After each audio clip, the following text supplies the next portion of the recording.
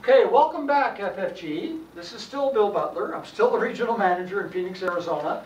But this time I've been asked to talk about level 200 version of the AVIVA Index Life and Indexed Annuities. What we mean by that is we're going to get today into more depth of what other options are out there, period. Because as our group just related to me, it's not often that we actually come across somebody that has an indexed life or an indexed annuity. It's still, I think, the best kept secret in financial services. But it's not uncommon at all that they'll have money somewhere. And so when they do, we have to make it clear in their mind that this would either be a good supplement to what they have or maybe a good replacement. So let's talk about a few things. How does the index product compare to everything else out there? That's not asking much, right? In a half hour, we've got the whole industry to talk about. Well, in the first version, we tried to answer the question, how we compared the AVIVA products with other index life products. In other words, this specific index life compared to index life in general. And likewise, this specific indexed annuity compared to other indexed annuities in general. So we were comparing with similar products of other companies. And we hopefully answered the question, why AVIVA? I hope you feel more confident now than you did before that you have the best. So why do you need to sell the rest? But there's lots of options out there. How can we possibly compare with everything else available? Well, in our first presentation, when we go to step 6, and we've gone through the rule of 72, what do we do next? We talk about the 3 strategies, don't we? And we've defined them as the fixed strategy, the stock strategy, and the index strategy. So I'm going to play off of that and add to it a little bit. Let's compare with different types or strategies. And the first one that would be the equivalent of the fixed strategy, I'm going to call savings. Because people like to save and or invest for their future. And those two words seem to be almost interchangeable. For a lot of people in their mind, it sounds like the same thing. I'm here to tell you they're not the same thing at all. If you're saving for your future, you're putting your money where it grows very safely. There is no risk.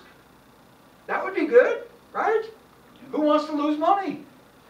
Of course, everything has its pros and cons. The downside of savings is there's just not much growth. It's growing, but at very low rates. Or another way of saying it is with that guaranteed growth, you're actually guaranteed to fail, aren't you? Because you're not even keeping up with inflation. And we're going to find out how big a deal inflation is as we go through this. Now, what would be examples of savings? Well, savings would be one, and money markets, CDs, muni bonds, and also some types of insurance products. Whole life, universal, and fixed annuities would all also be categorized as savings because there's no risk. Okay? Now, the second type, or classification, or strategy, whatever you want to talk about, is investing. This would be the equivalent of the stock strategy.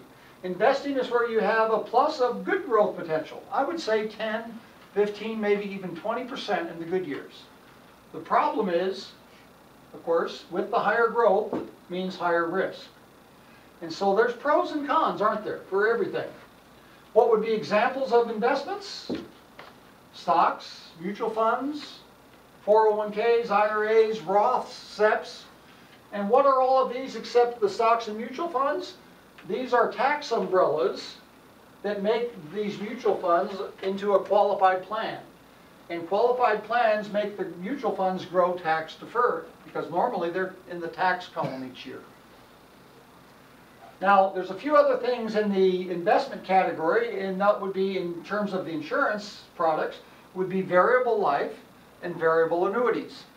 Why? Because they can grow a lot, but they can lose a lot. So that's a pretty lengthy list of things to compare with.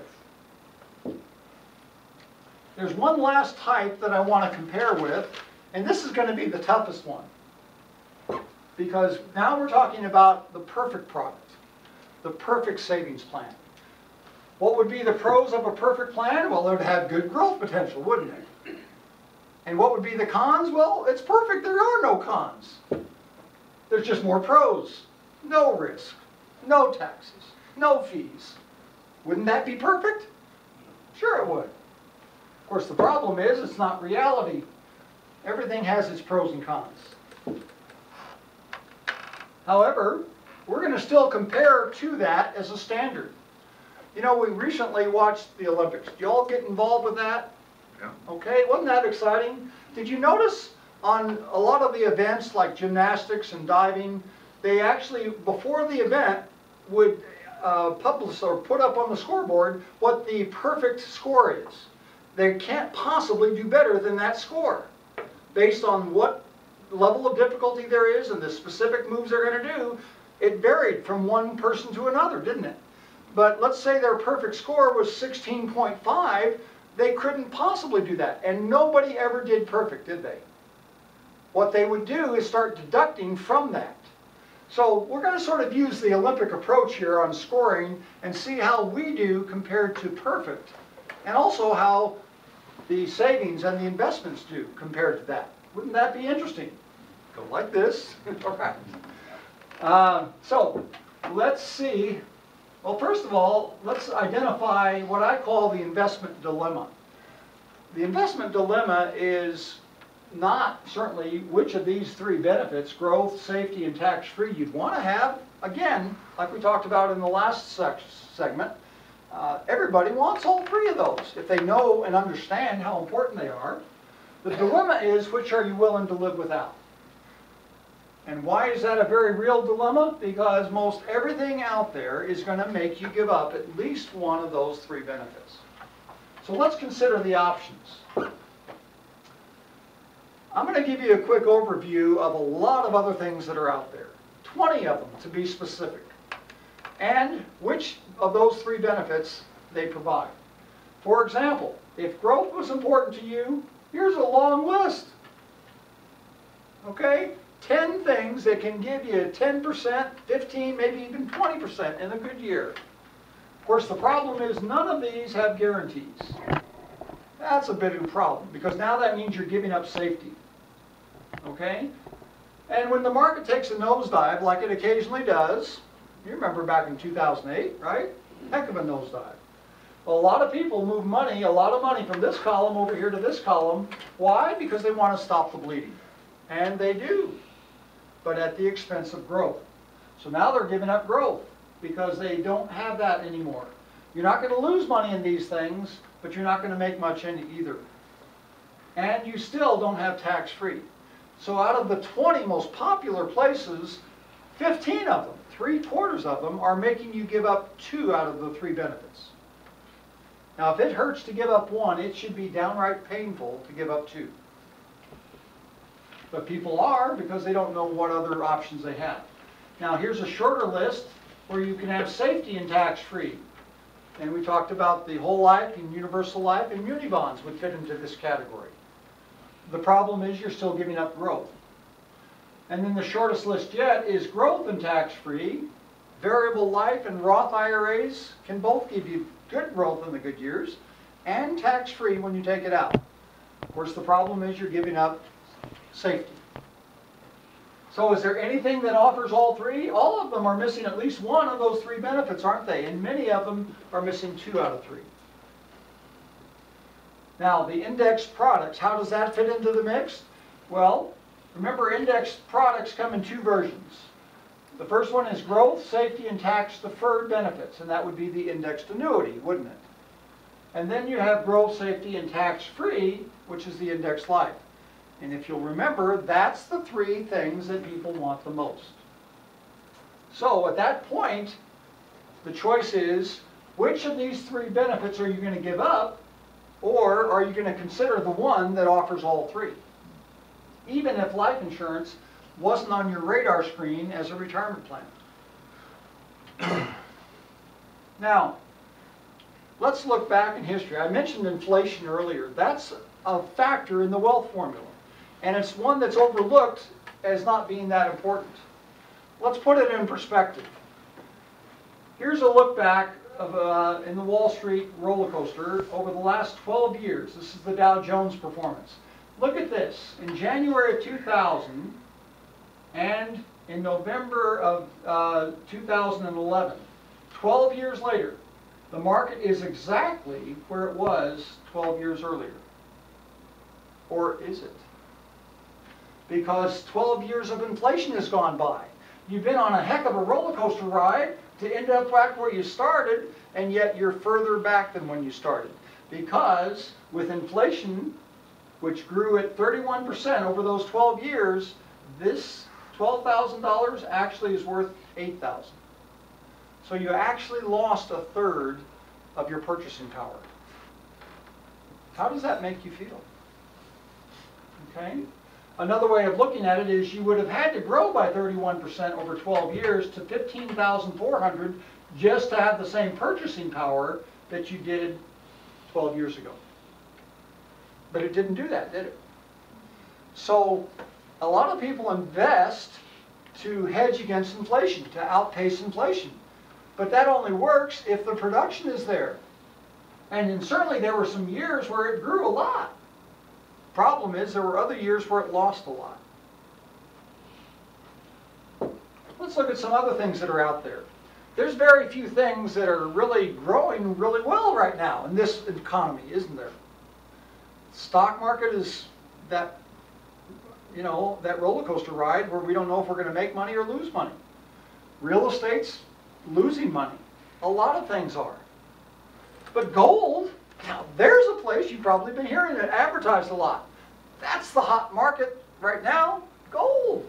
Look at the growth it's done lately. It's almost vertical. But if we look at the bigger picture, back in 1974 it had another spike, didn't it? Really went through the roof. And then what happened on the other side? Well, the other side of the roof fell down. Typically, the faster it can grow, the faster it can fall. And if you looked at the value in 1979, gold was at about $820 an ounce. Inflation would have said that you would now need that to be at $2,500 an ounce today just to keep up with inflation.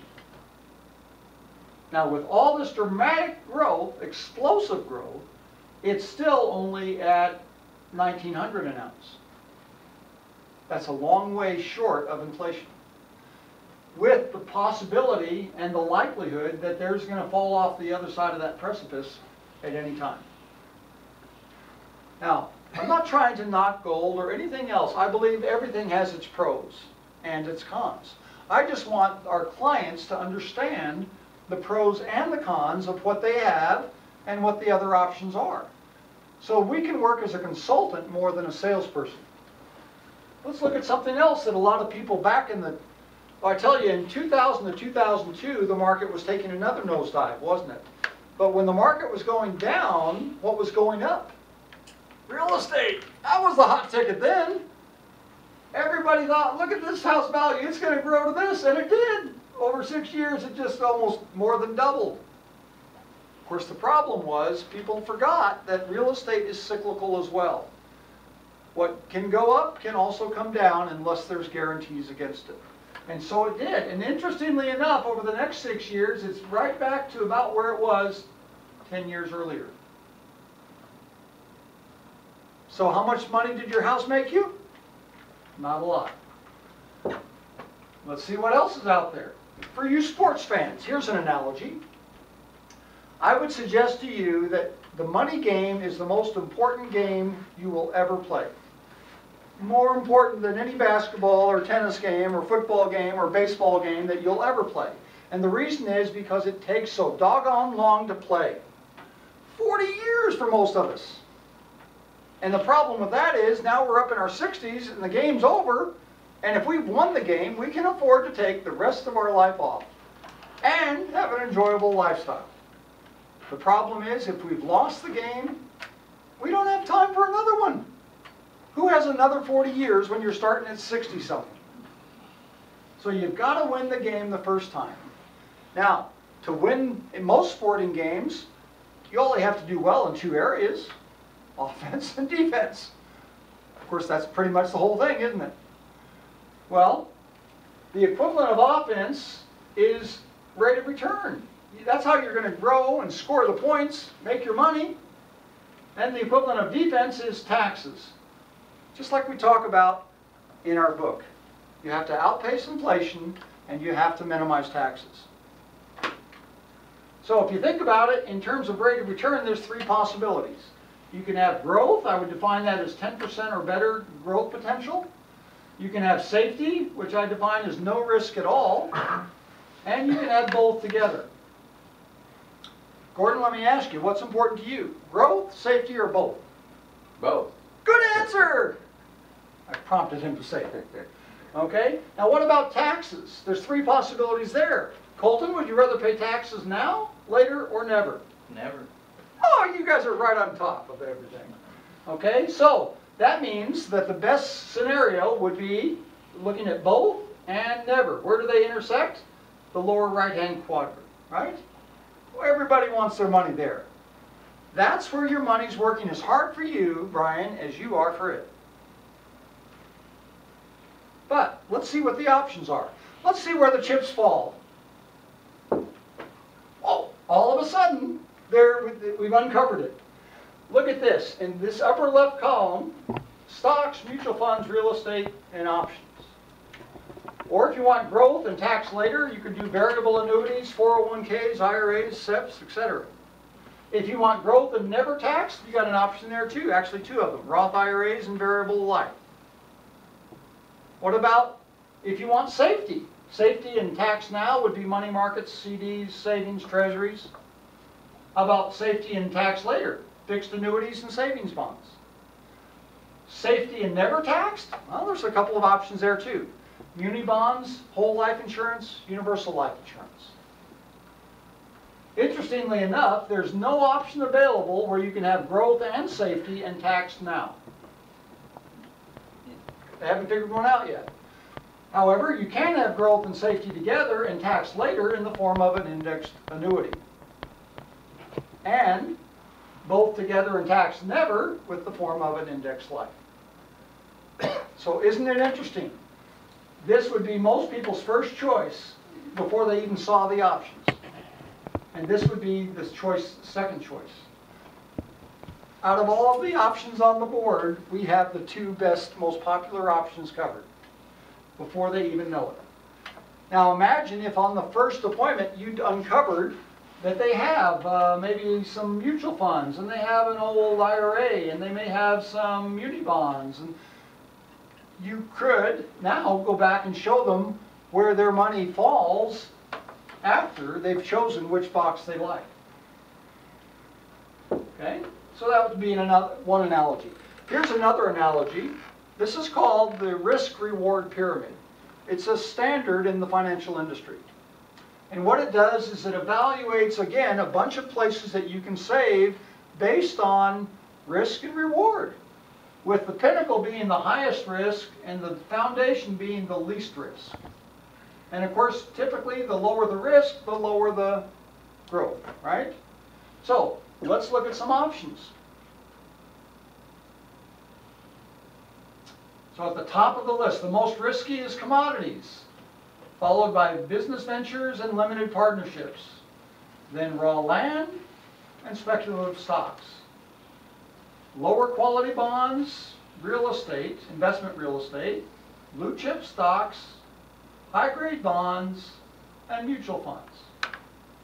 CDs, fixed annuities, money markets, U.S. Treasuries, home equity used to be considered safe, and investment grade insurance.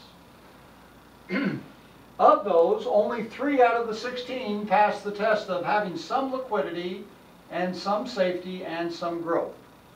And those 3 are in bold, and that would be some mutual funds, fixed and or indexed annuities, and life investment grade insurance. Okay? So out of those three, let's consider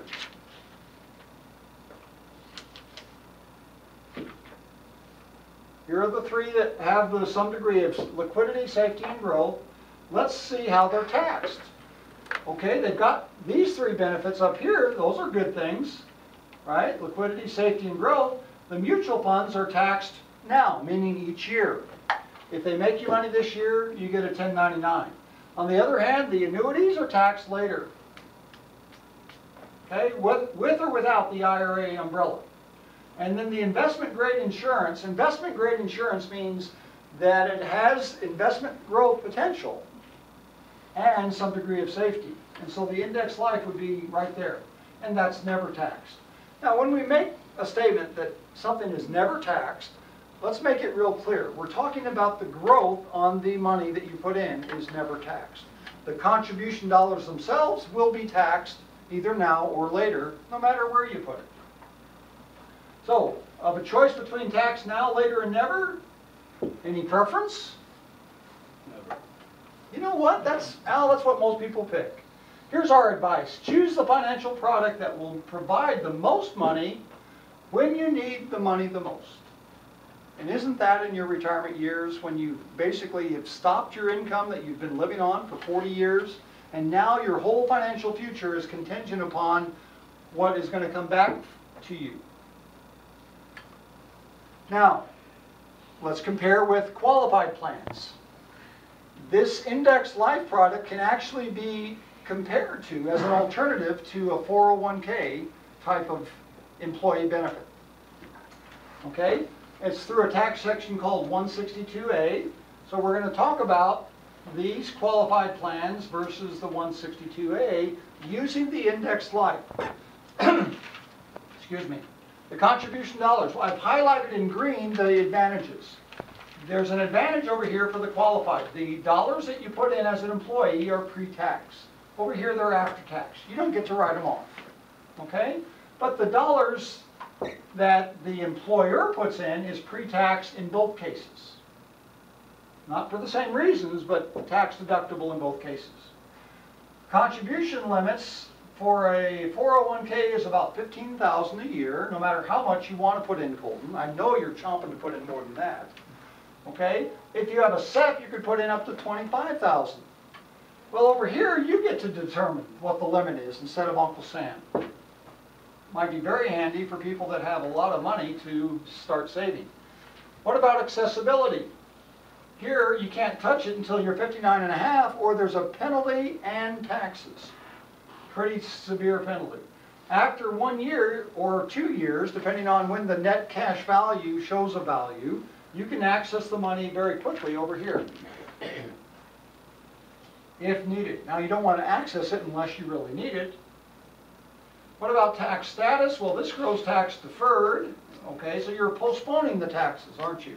Until you take it out, and now you have to pay taxes on all of those years that you've postponed, at whatever the tax rates are then. A little bit scary. This, on the other hand, is totally tax-free as you take it out because you already pay tax on the contribution and you never pay tax on the growth. As long as the policy stays in place, that is your tax shelter. Growth potential, I would say there's an advantage over here to the stocks and mutual funds that you might be in because you could make 10, 15, 20, maybe even 30% in a really good year. Whereas over here you're looking at about a 12% growth, possibly a little higher with some of the options. So I would give an advantage there, okay? But along with the growth we have to consider the risk. You probably could also lose 10, 15, 20, 30% over here and none over here. We're not reducing the risk, we are eliminating it. The gains are locked in over here, but not over here. Think how much different life would be in the stock market if every time you gained, you locked it in. Well, wouldn't that be nice? That's how this works. Matching? Well, here you have to be consistent, don't you? The employer, if they match Colton 10% or whatever, they have to match Al the same. But a lot of employers have key employees. They don't have the ability to match everybody, but they would sure love to match a couple of key employees. So here you can be selective. IRS paperwork, how many people like that? Nobody, right? Especially employers. Well, there is none over here, but there is with the IRS, with the 401k. And another thing that most employers don't like, administrative fees. It costs on the average about $4,000 a year to offer a 401k plan to your employees. Well, that's not a lot per employee if you have 100 employees, but if you have 10, that's pretty pricey. And family protection is not included here, but it is here. So an employer can actually offer a life insurance and a retirement plan together without all of the risk and taxes and other downsides. So again, looking at the advantages, do you see which side has more? Which would you prefer? Now, what's the biggest financial fear of seniors? Outliving their money. That's even bigger than taxes and market risk. So what you need is a money tree. Wouldn't you like one of those in your backyard? All right, now of course there is none, but the equivalent of a money tree would be a source of income that will continue to replace itself. Much like the fruit that you pull off of that grapefruit tree will grow back. Okay, an ongoing source of income for the rest of your life. And while we're at it, we might as well, since we're wishing here, we might as well make it risk-free when it grows and tax-free when you take it out. Is there such a thing? Well, let's take a look. In financial planning, there are two phases. There is the accumulation phase and the distribution phase. Okay, and they're treated differently. So the idea is during this phase, you're still working and you're putting money aside for your future and it's growing. But eventually you'd like to pull money out of that. Now on the timeline, most of us start, we may be in our 40s right now, but we started working in our 20s. And we hope to retire in our 60s. And we hope to live beyond that, maybe to our 80s. So in this 60-year timeline, 40 of it, you're working. You're working hard for your money. The question is it working hard for you or hardly working? Sometimes you wonder. But your financial future really depends on that, doesn't it? But whatever it can grow to, wouldn't it be better if you didn't have to take away from that? Either due to market risk along the growth or taxes as you take it out. And that just described the index life product again. Now again, in comparison selling, here are a list of 9 different places that I would consider saving for your future. And 23 different places I would consider investing for your future. Remember the difference? Saving grows safely, but not much growth. Investing has lots of growth, but no safety. Combined, we're looking at 32 different places that you can put money for your future. Plus the index life and annuity that's not on this list would bring it up to 34. And if we throw in perfection, which we're going to compare to, that would make it 35. Now, the big 3 benefits everybody's looking for is growth, safety, and tax-free. I'm going to expand the heck out of that. And now we're going to make it 10 times that big. 30 different features times 35 different places to put your money is 1,150 different variables. That ought to cover most anything out there. So, here are the categories. The perfect plan, remember, that's what we're starting with. And the perfect plan is green all the way down. It has all of these benefits. Whatever benefit I could think of, perfect plans have it. On the other hand, savings doesn't have near as many. The white means it does not have that benefit. Okay, whether you're talking about growth potential, risk, guarantees, manager fees, liquidity, lifetime income, gains locked in, those are just a few of the benefits over here. And savings only has about half of them in the first 15. I couldn't fit all 30 in one sheet, one slide. Okay? Investments, on the other hand, did even worse. Out of these 15, it actually has 2. And I gave, the yellow implies that it has a partial benefit, okay? For example, on liquidity, stocks and mutual funds are liquid unless they're under a qualified umbrella, a qualified plan umbrella, Okay? Contribution dollars are after tax unless it's under a qualified plan. Okay, and I just ran out of juice, I think. All right, and indexed annuities don't have all, but look at that. They have all or partially all of the benefits except one, which would be life insurance. On the other hand, life insurance has that one, but it does not have the pre-tax benefit as an option. It does not offer bonuses, and it does have other fees in addition to, it doesn't have the money manager fees, but it does have life insurance costs. Okay, so that's the first 15 features. Now, let's look at the next 15.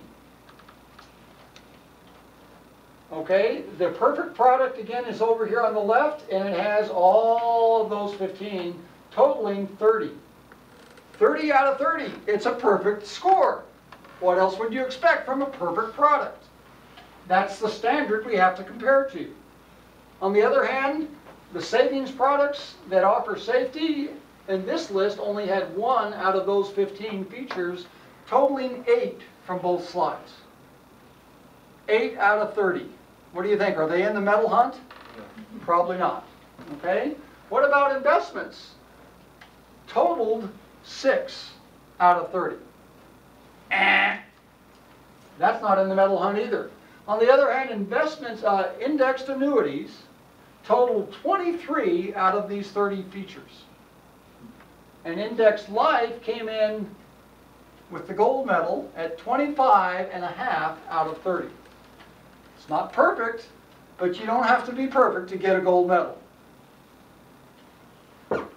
Okay, we're just wrapping up here. Out of those 30, the top 10, here's what I would identify as the top 10 features that most people want. Safety and guarantees, double-digit growth potential, guaranteed income for life, gains locked in each year. Let me know if I get to one you wouldn't want.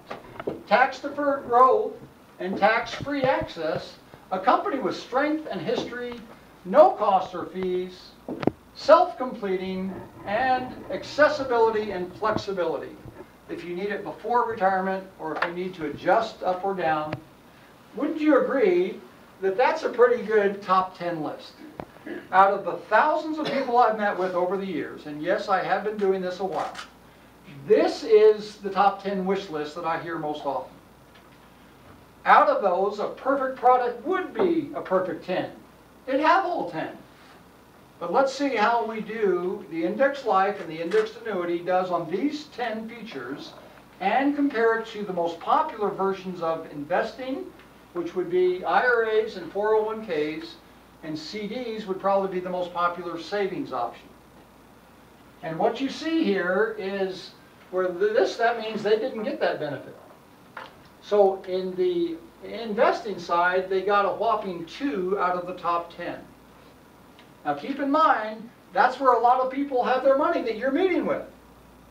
And if they don't have it there, they may have it in the savings option, and that did even worse. The indexed life, on the other hand, had 9 out of 10. The only one it didn't have was no cost or fees. Right? Because some of the money's going toward insurance. But at least they're getting a benefit for that cost. And the indexed annuity, I would give them a total of 8 out of 10. 7 where they met the features, and 2 where they were half there. It's partially self-completing, and it has some access and flexibility. But it doesn't have the tax-free benefit. So, in summary, I think we're getting to the summary side. Yes, we are. The summary is this. There are dozens of places to save or invest for your future.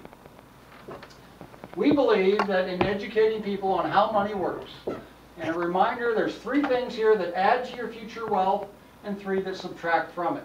Wouldn't it make sense to increase all 3 that help if you can, and decrease all 3 that hurt, or at least as much as possible? That's when your money is working hard versus hardly working. So, what's it like to be on a winning team? You need to appreciate the fact that the Index Life product from all of the comparison we did, is literally the best retirement plan out there. It's not the perfect one, but it has a lot more benefits and features than anything else available in the industry. And AVIVA is the #1 provider of Index Life for 48 quarters in a row. And FFG is the #1 agency within AVIVA. Out of 68 agencies, we're doing more than everybody. As a matter of fact, more than the next 9 put together.